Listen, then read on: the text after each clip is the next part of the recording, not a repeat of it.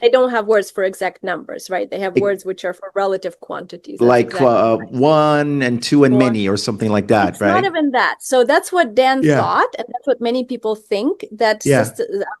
languages that have like simple numerical systems. But when we went down, so I didn't go down, but I was involved in the collaboration that studied this group.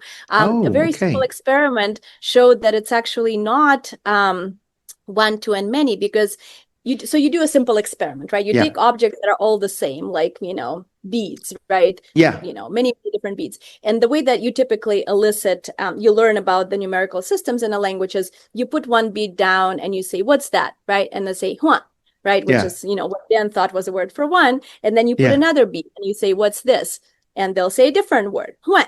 It actually, like, a tone goes down or something, or one or the other. Anyway, and so Okay. they say a different word. And then you put three and they'll say bagisu, which is a word for many in Okay. Pirahã, or what Dan thought. And then Yeah. you put four and they're like bagisu, and put another one, bagisu. And then So they're that's like, the what are limit. we doing here? Right. Right. Yeah.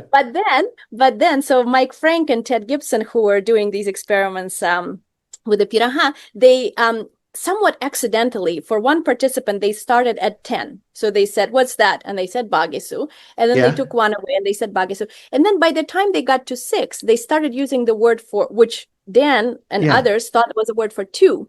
Well, it's Okay. clearly not a word for 2. It's a word for fewer relative to some context, right? There Uh-huh. was Yeah. a lot and now there is less.